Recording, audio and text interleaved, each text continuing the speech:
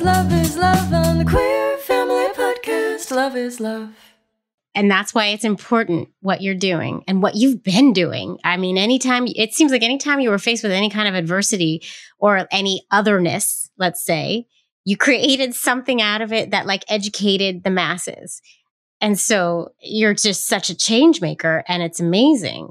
And we need more folks like you in the world who maybe sleep around a lot. And I'm just kidding.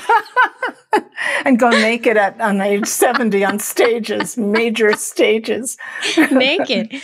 Hello there. Welcome to the Queer Family Podcast, the show that aims to uplift, highlight, normalize, and celebrate LGBTQIA plus families in all our beautiful forms.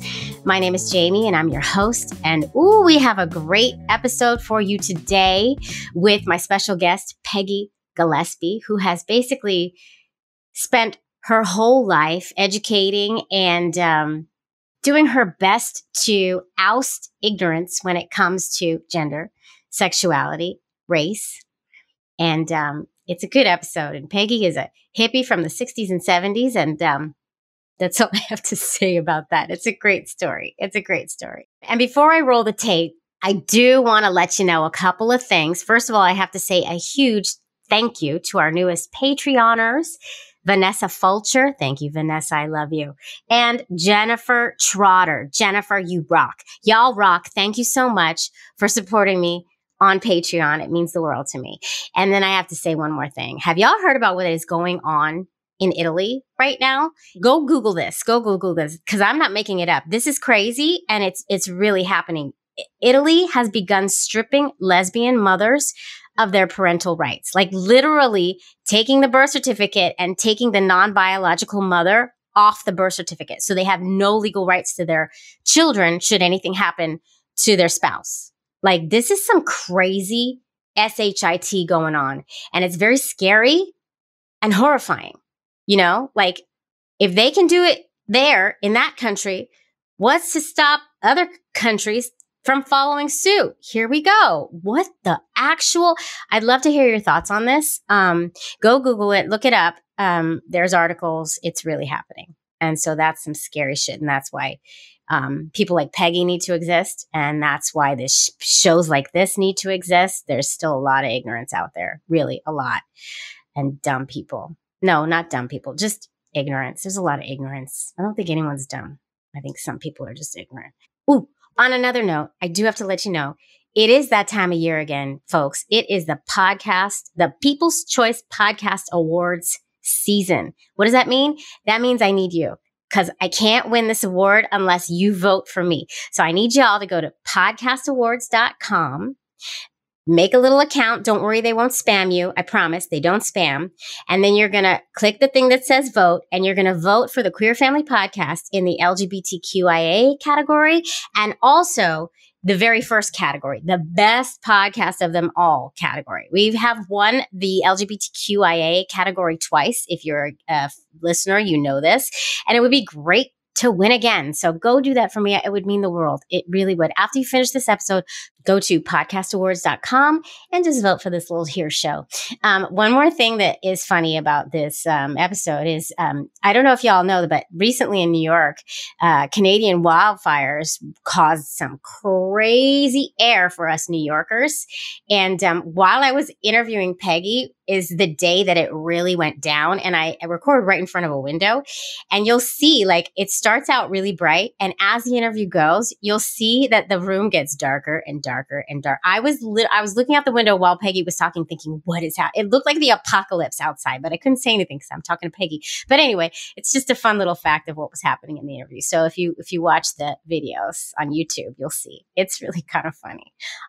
Anyway, little time capsule moment there. Okay, it's time to roll the tape. I won't yammer on anymore. Helen and Beulah, my beautiful assistants who don't exist, please roll that tape, ladies. I love you so much. I love you. And I love you at home. Thanks for tuning in.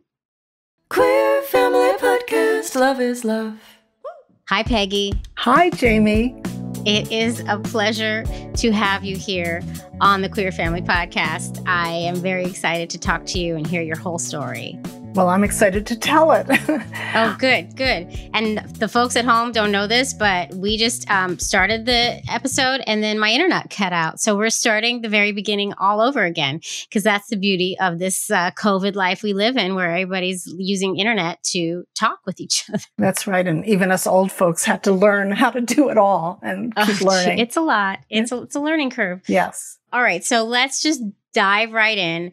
Why don't you, Peggy Gillespie, give us the 30-second elevator pitch of who you are and why you are here talking the Queer Fam Squad. On your marks, get set, go. Okay, so I'm Peggy Gillespie. I'm the co-director of Family Diversity Projects, a nonprofit that has created 8 different traveling photo text exhibits over the years. I'm also the mom of a 36-year-old non-binary kiddo. And I'll show a picture for those of you watching. This was Jay around 6th grade, was mostly always misgendered at the time as a boy, but was always saying to me, tell everybody that I'm a girl. Now it's me trying to remember all the time to use they, them pronouns. I'm the author of Love Makes a Family, Portraits of LGBT People and Their Families, a big coffee table book and an exhibit that still travels. And that's the new book, which if you're looking at, Authentic Selves, celebrating trans and non-binary people and their families, just came out. And the exhibit has been opening at universities and recently at the very school that my kiddo went to 30 years ago. Pre-K through 6th grade school just showed this project on trans and non-binary people. That's what I'm most excited about. And in addition, I'll just say I'm an actress, and I right before COVID performed with the great, brilliant, genius Taylor Mack in the 24-decade history of popular music. And that I was naked in some of it, so I'm known as a nudie baby when I was 70. Peggy. Okay, Peggy. All right. Showing up for us here, Peggy. Oh, wow. Yes. I was just talking about the lack of representation that I'm seeing in New York City in my kids' elementary school. Wow. Like there's no pride celebration. We're working to get it. You know what I mean? So I totally understand. Like you must feel so proud. You must be so happy. Like I think I need to bring this exhibit to my kids' school. You We're do. going to have to talk about this. Absolutely. Because I have to say, I went at the planning meeting with all the faculty at the school, and it was brilliant. They really infused from age 3, the 3-year-olds know all the pronouns. They infused the entire education in a age-appropriate way to show that I was going to use some expletive, but Ron DeSantis, that asshole idiot. Yeah. Ron DeSantis, cruel and destructive people like him and others who are tormenting and torturing our trans and non-binary kids and their families and ruining schools for all kids. Yeah. So 2 days ago, I went to the faculty meeting where they debriefed after having the exhibit up for a month. We started with a panel of our local contributors, people that are in the book and the exhibit, which was mesmerizing and incredible. And then each teacher from preschool on up to the 6th grade told me and everybody what they had done with the exhibit and how they responded and their relationships that the littlest ones had.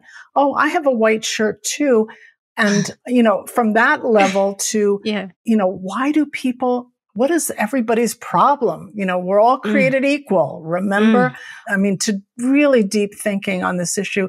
I was in tears. I have to say the entire faculty meeting, and the principal of the school said it was the best faculty meeting she had in the whole year. And they said, and how are we going to continue this teaching so that not just the exhibit goes, what are we going to do next year? Where is this going to go? Because they want to infuse gender identity and awareness of that, of the diversity and inclusion through every aspect. I mean, the gym teacher did games that related to identity and all the exhibit was all around the gym, actually. That's amazing. Yeah, it was amazing. Children are no stranger to gender. We can start talking about gender right off the bat. Right. And there are many kids who probably need to have these discussions about gender. We all do. We all do. And there were some in particular kids that are, I wouldn't use the word struggling, but trying to figure it out for themselves. And they really, really, these young ones appreciated having these discussions. And each grade at its level of understanding discussed what does it mean to be an authentic self? And what does that mean to you? And what does that mean for gender? And what does that mean for the people? And pick out somebody in the exhibit, in the book, who you most relate to and share that with us, while they were also playing games. Empathy and like, wow. Where's this school? This is in Amherst, Massachusetts. Of course it is. Well, I knew it was going to be somewhere like Amherst. Well, let me say that 1995 Amherst, which was still a pretty progressive place, is when we created Love Makes a Family. That exhibit on LGBT families caused the biggest and longest controversy in the history of Amherst, because originally the superintendent of schools said, no, it cannot go into the elementary schools. And I had done one on multiracial families because that's what my family was about. It was very, very popular and successful. And so I thought, oh, gay and lesbian families, that'll be great. They'll love that. But he said, no, it would make the kids think about sex. And I said, well, what about a pregnant heterosexual teacher in your classroom? Like, are you going to ban her? Or, Yeah, that's what I keep saying with all this don't say gay crap and all this shit.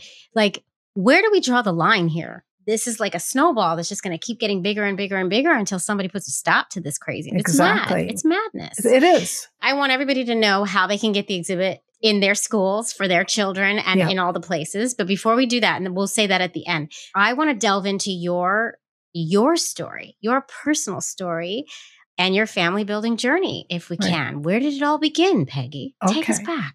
Let me just say, so that I don't forget to say, that right now in the Amherst Middle School, the public school, has been a huge controversy because there were 2 or 3 staff members, guidance counselors, who were extremely transphobic, evangelical Christians. And there's a big national story building up, and they just put the exhibit Authentic Selves up yesterday to counter this. I mean, the assistant superintendent's probably being fired and the guidance counselors. So it's been a big thing. So my own personal story. So I was married to a man, a wonderful man who died when my kiddo was 13. And Greg and I adopted Jay when Jay was about 1 month old. Jay was and still is an amazing human being who physically was like some kind of genius. Crawled the day that Jay turned 4 months, walked at 5 months, holding on. 7 months was walking, running. And then in 10 months, we had to put Jay into gymnastics because Jay was hanging upside down and everything. So I figured better learn how to do this correctly. And as a new, inexperienced mom, like, whoa.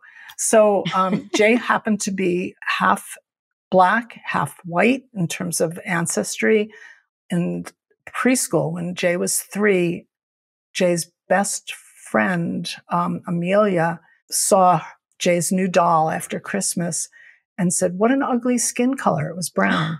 And Jay was light-skinned person. So everybody who I tell this story to thinks, whoa, the parents must be ardent racists. Well, the parents were our best friends. Right.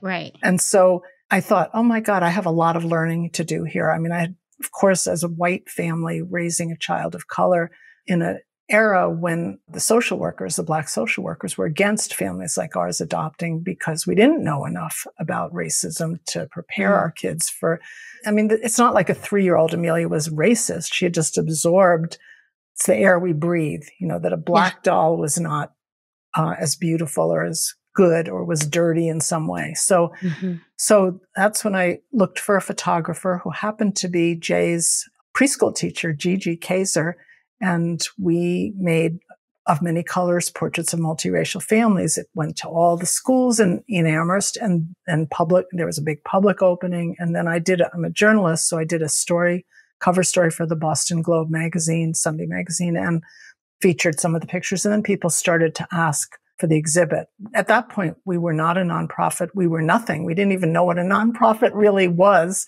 So we just started sending it out in cardboard boxes and making a couple copies. We now have 8 different exhibits, one called Building Bridges. That one's about immigrants and refugees and asylum seekers that I started the day Trump was elected. And we have one on all kinds of families called In Our Family that we created right after the big controversy in Amherst, because 5 families sued the public schools to prevent it in federal court, but we won and the exhibit was up. So we thought not too many schools are going to want to go to have all these meetings and right-wing lawyers coming in and everything. So we put together In Our Family to show the multitude range of all kinds of families in this country and put a lot of lesbian, gay parented families in it, not necessarily just representing, we're a lesbian family because there were those, but it might be the foster family or the multiracial family happens to be 2 men from New York,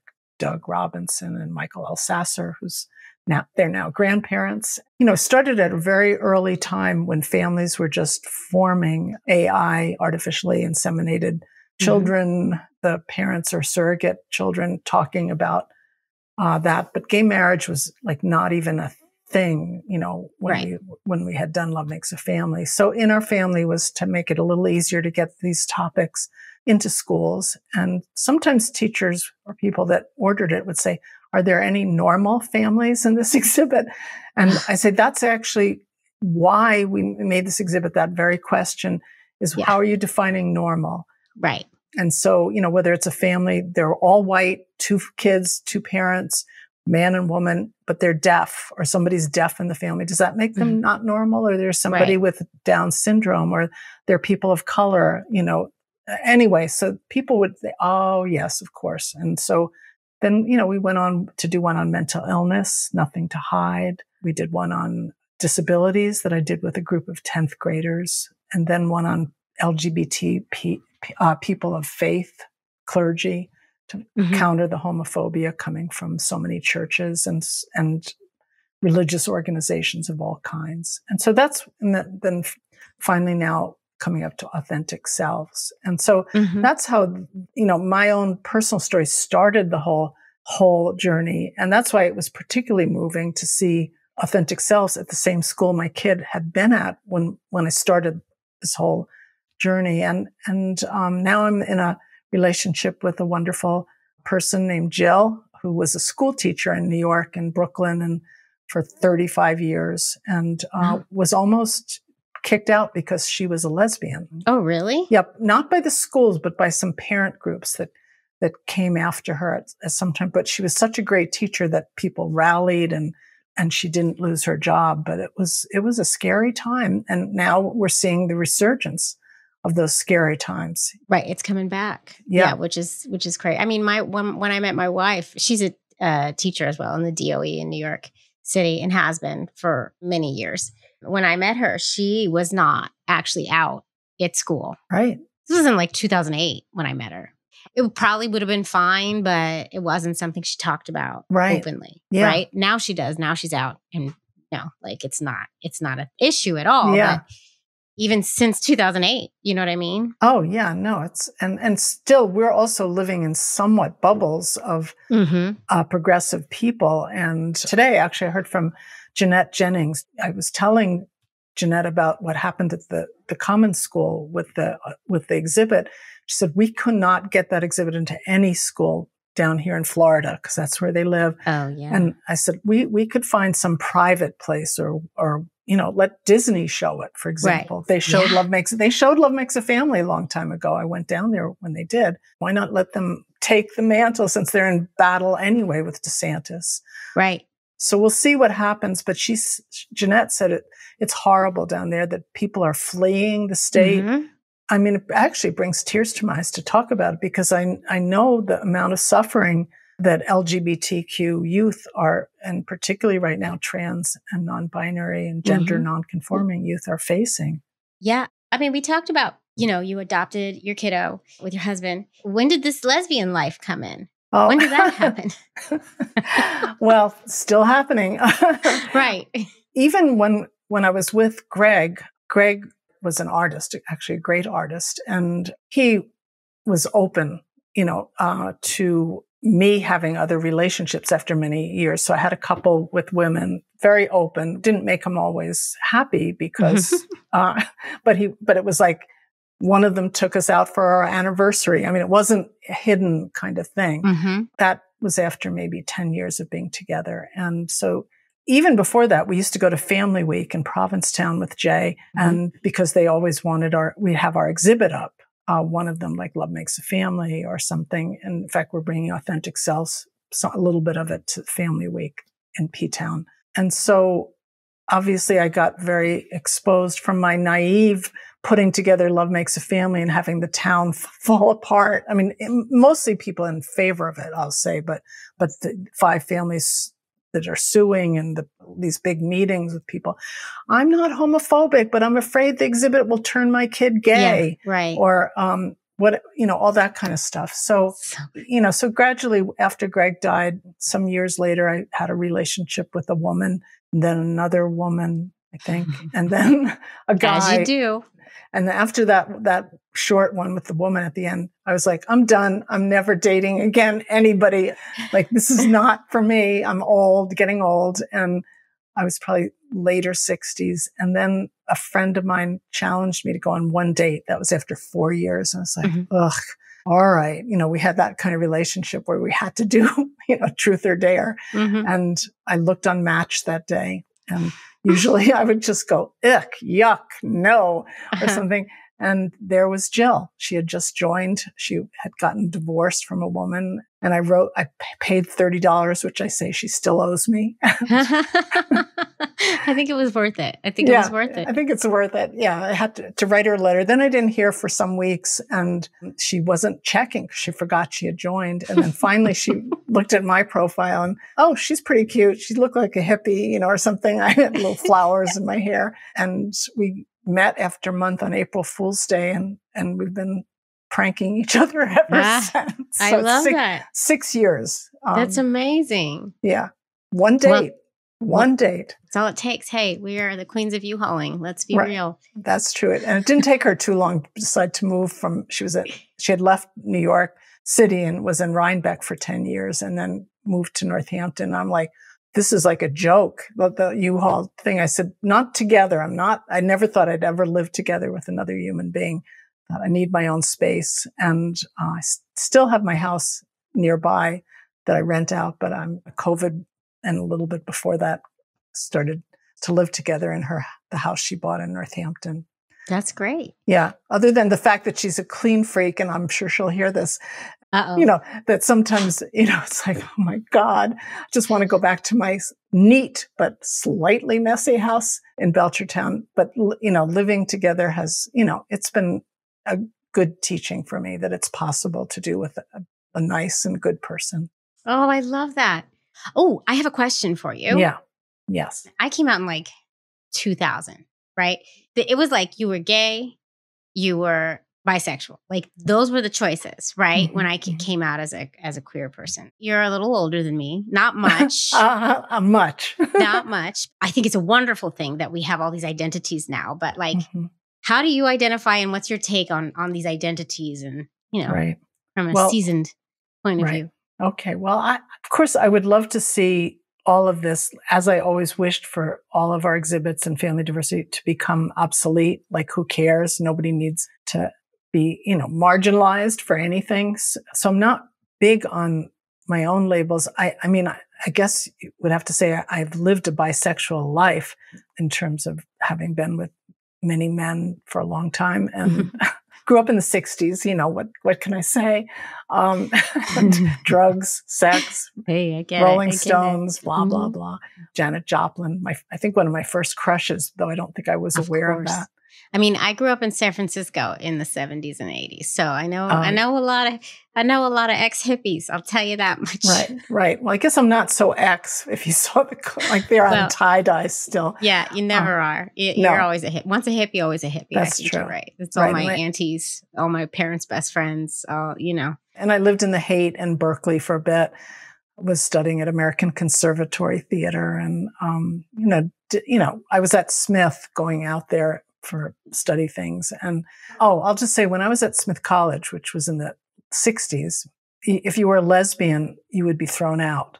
Now, which is where my kid went, then identified as female and but as a lesbian or bisexual, but basically always with women. And now it's like, if you're not queer, it's unusual, supposedly. At least that's what it seems like. Everybody seems to be using they, them pronouns and really being acknowledged and safe in this particular campus. But when I was there, and to be honest, so I was young, 18, 19, I didn't even question, I just thought, well, there are probably no lesbians here. I mean, that's kind of a weird thing to be.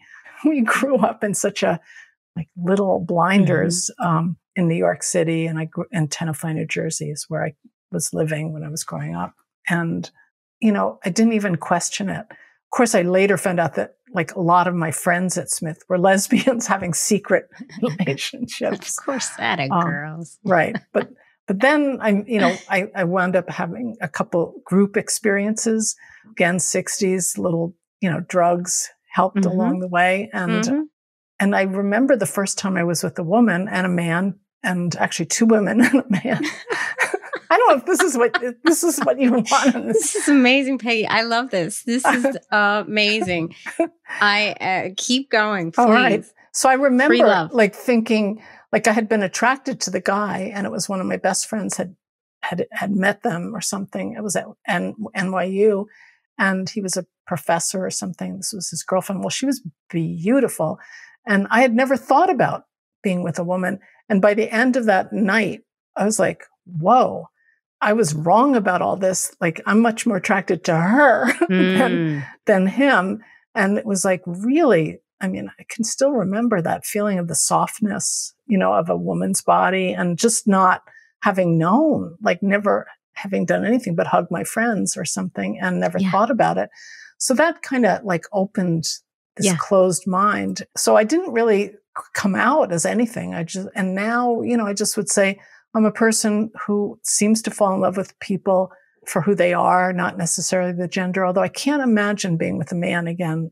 I don't, it's just it's just not in my mind to that ever happening, but it wouldn't be like Matt Damon suddenly was interested in me. I'm just making that up, but sure. Different kind of people that it's not impossible, but again, at this age, it's about people, about connection, about community. My best friends, I have such a great group of friends. Most of them are straight, but many of them have had. One of my best male friends, he still flirts constantly and had relationships with men, and he's been married 45 years to one of my best friends, but he spends the summer out near Provincetown. They have a house, and he's always in the bars, flirting with guys, being open about I have this, wonderful wife. So my friends are not, we'll say, closed-minded. They had a lot of questions about trans and non-binary people. They all hate they, them, and they, it's not grammatical. So this is my mother's biggest issue. And my mother is the biggest fan of this here podcast. She listens to every episode, and, she's on board with all this, I'm educated all the time, but this is my mother's big thing. She has a really hard time with they, them, because it's bad grammar. And she can't figure out how to get behind it. She keeps trying, and she slips and she messes up. And so, what do you have to say to that as a mother of a gender non-conforming kiddo? Yeah. And you did say you're slipping up here and there. So what are your thoughts on that? What has your experience been being someone who really is immersed in queer culture and is queer yourself? Yes. Yeah. What's your experience here? Well, that's a really good question because, again, I get asked it all the time. And I also volunteer teach at a assisted living, a group of 80 to 96-year-olds, writing group, creative writing group. And they're all very open-minded, left-wing kind of people in this group. We've been going for years. But when I started to do this project, the questions, and they often do, they're all writers, so the grammar makes a difference to them. And I can explain the thing. Well, if somebody passes you in the car and you don't know their gender, you say, "Oh, they passed me," or something. So it's not really that. But on the other hand, they'll say, "Well, but do you say they is, going to the theater, or they are going to the theater, but it's just one person, blah blah blah." So I personally hope that the trans non-binary people find a better solution, perhaps. I mean, that's what everybody says to me. Why not zir, zer, z, or things that people could, like Ms, as we got into when I was getting older. But on the other hand, my belief is that people should use what they want to use. I think people deserve to make their own choices. And yes, with my own kiddo, it's only been a couple of years that Jay has chosen to use they, them. And I forget a huge amount of time. I'm able to correct friends, but it's just so natural for me to say she or my daughter. Right. One point I was allowed to say my daughter, they, but then for the book, actually, the editor said, you want to ask Jay, when I dedicated it to my daughter, if it's okay to say my daughter. And Jay said, yeah, I'd rather be grown kid or kiddo or something, or offspring, because it's going to be there forever, presuming the book stays in, print. And I castigate myself because I feel like I've been practicing and trying. But I also think some of the people I interviewed, the younger ones, said, I give my mom and my dad credit. It's not like they're misgendering me on purpose. It's not cruel or anything. Just, it's a habit, and I'm not going to get angry at them, but I do remind them. And all we're supposed to do is then say, I'm sorry, they. So I encourage people to stretch, as we've stretched for many other changes in our lifetime around race and identities connected to race, that we can learn. Yeah. They, them. It's not we that can, big a deal. and it's all in an attempt to break the mold of quote unquote normal. Right? Exactly. Let's get rid of that. Right. Because there is no normal. There is none. Open our minds and accept and listen to what people tell us and give people what they're asking for. Right? Exactly. Yeah. Yep. I mean, when my kid was growing up, who was then identifying as girl, very strongly, never said, tell them I'm a boy. It was always, tell them I'm a girl. Jay would, cut their hair, like shave it. Here's another picture for those who are watching. Yeah. That's why you got to watch. Right. Everybody thought Jay was a boy. And Jay wanted to wear boys' clothing from age about what traditionally, what considered boys' clothing, baseball cap backwards, never girls' bathing suit, none of that stuff, and no dresses. And the school was a little concerned then that Jay not wear this hat. I said, why not? It makes Jay feel comfortable and good. And then they brought in the school psychologist who said, well, I think you ought to get Jay, like going to, let's say, a wedding or something. I think you ought to, at certain occasions, tell Jay to wear a dress. I was like, why would I do that? Jay does not feel good in a dress, would not want a dress. When Jay was 4, 3, 2, I could dress. I have all these great pictures of Jay in little velour and tie-dye outfits that I picked and I thought were adorable. But a child should wear what they feel comfortable in. And so I never, ever, ever made Jay put on dress. And at Jay's senior prom, for some reason, I still never decided to make with one of their friends, a teacher, a beautiful gown. And Jay looked like Mariah Carey then. In this velvet. It was unbelievable. I said, why are you doing that? I just want to shock everybody at the prom. And it's true, those of us, I'm not like, I was sort of a tomboy, but there was something really, Jay was adorable in those outfits and gorgeous in that prom thing that'll, I wish Jay would show that feminine side too, that beauty, but that's all stereotypes. That's all, so, it's just constant education, re-education. And once when Jay was on a soccer team, this would probably have been grade 7 or so, maybe 6. Jay was a fabulous goalie. Told you Jay was a great athlete. And the other team coach, who was a woman with short hair, came over to the team and said, I want to see the ID of this child here because I don't believe this is a girl. Jay does not play like a girl. And made Jay, I was like, I'm Jay's mother. Jay is a girl. I can tell you that. It was for a less strong kid, this would have been a humiliating experience because this was in front of all the other kids. And I think she made them all line up. And I don't know, there was like this whole thing. So I went up to her, the coach, after, I was sort of like, I couldn't intervene, and I probably should have, but I didn't know what to do. And then I went over and said, I don't think you ought to be coaching a girls' team and I was very nice. I wasn't screaming or yelling. I'm not like that. I said, you shouldn't be coaching a girls' team if you believe that girls only play a certain way, that Jay is not playing like a girl. That's such a stereotype. And I said, and I assume you thought Jay was a boy because of Jay's haircut. I said, you have almost the same haircut. Right. So you could have humiliated my child. This was a terrible thing to do. And I hope you've learned something from it. Jay was okay with it, but these things kept happening. Like Jay went to a camp. I prepared them. I told them it was a very progressive camp. In fact, the leader of it was kind of non-binary themselves. But they forgot to tell one intern. So for day one, Jay's lined up on the girls' side of the bathroom, and she comes up and says, you're in the wrong bathroom line. You need to come over here. And Jay was too embarrassed. And so just didn't pee and came home like wiggling and wouldn't go back to camp. Went back one day, and they had a whole discussion about gender and stuff. And they did the best they could at the time. But Jay was just too, like, I don't want to be there. Right. And then it felt like we were getting somewhere. Things were changing. It was going to get better for kids like this, for kids who are questioning and then here we are. It feels like it's going even to a worser degree. Yep. Jay just sent me actually last night.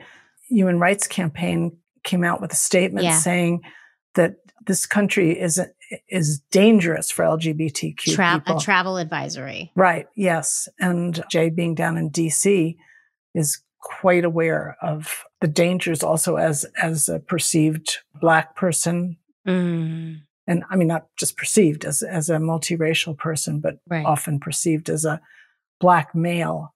That's a whole nother layer, Peggy. Right. That's a whole nother layer. Yep. And that's why it's important what you're doing and what you've been doing. I mean, it seems like anytime you were faced with any kind of adversity or any otherness, let's say, you created something out of it that like educated the masses. And so you're just such a change maker, and it's amazing. And we need more folks like you in the world who maybe sleep around a lot. And I'm just kidding. And go naked on age 70 on stages, major stages. Naked. But can you tell, first of all, where can they find Authentic Selves? I have a copy. It's a really beautiful book. Everybody should get it. And then how can people go about possibly getting the exhibit? Authentic Selves. Maybe you want to hold it up again so that people can see this great cover, because I love it. All the for the families in it. It's available at any bookstore.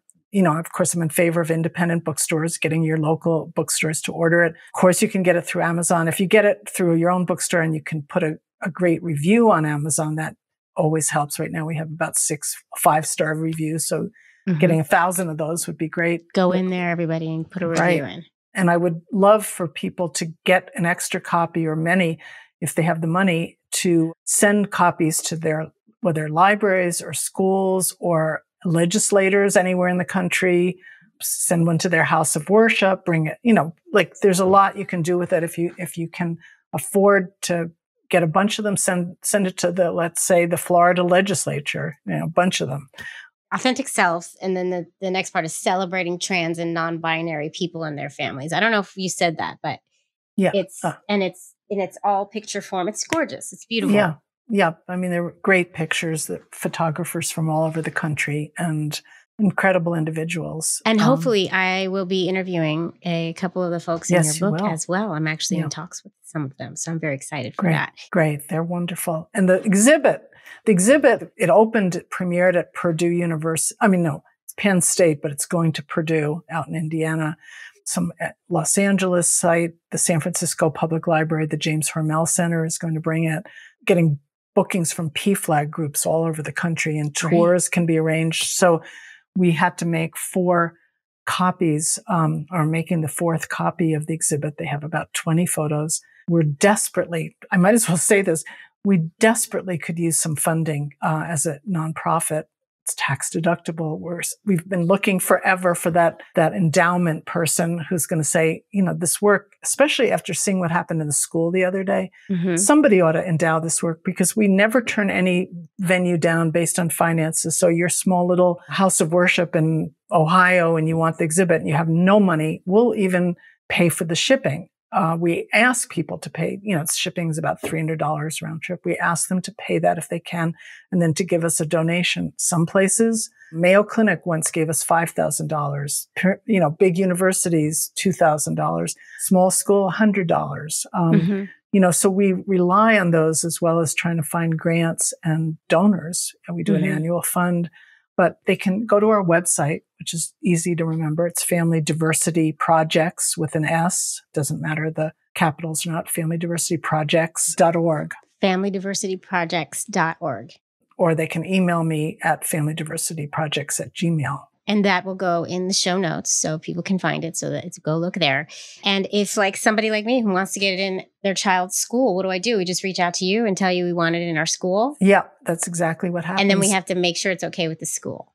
Well, yes. I mean, what you probably would do, is go to the principal or the head school. And sometimes it's teachers who ask, sometimes it's parents, sometimes it's the principal. Like recently, we had another school ask the principal because they had heard about it from the newspaper. Or you have a house of worship that you worship at, or a workplace. You just, have to get somebody, whoever is the proving person or group, to say, yes, we want to do it. Then they always ask me about the money. And I say, you know what? We're not turning you down. So you can book it even if you don't know where or if there will be any donations. So that's an unusual thing about our nonprofit. We've survived for over 30 years. God knows how. And whoever wants to do it, then contacts me. We fit it into the schedule. And boy, again, if we could get some more funding, we're going to probably need more copies of this exhibit. It's very easy to set up on our website. If they go to FamilyDiversityProjects.org, they'll see a slideshow of all different venues, all different ways people hang the exhibit, put it on tabletops, put it on people have been very inventive. It's not hard. They're all framed. They have plexiglass so they don't break. The text is laminated thickly like a double credit card, so it hangs straight. There's wires on the back. If I could set it up, and I have, anyone on this earth could do it. It's very easy. So everybody has to go figure out how we're going to get the exhibit everywhere, how we're going to educate everyone, and, go buy that book. That's right. And it's been really such a pleasure to talk to you and to get to know you. I appreciate it so much that you came and graced us with your presence. And this is not the end. So keep in touch. I definitely will. Thank you, Peggy. Love is love. Well, folks, I hope you enjoyed this episode. Feel free to listen to another one right now. We have so many episodes to choose from, so just pick one and go, or pick the one that pops up on the screen if you're watching on YouTube. Go for it.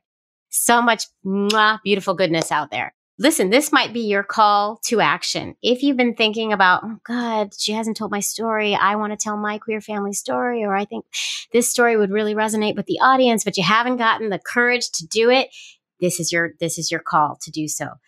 You're just going to email me at thequeerfamilypodcast@gmail.com, and you're going to tell me a little bit about your story, and maybe you'll come on the show. I want to hear all the stories. I want to hear from everyone, because you know what? Our families are freaking beautiful. And that's what I'm going to leave you with. Our families are freaking beautiful. So thank you so much for tuning in. Continue to do so. Share it far and wide. And I'll see you next time. Thanks so much.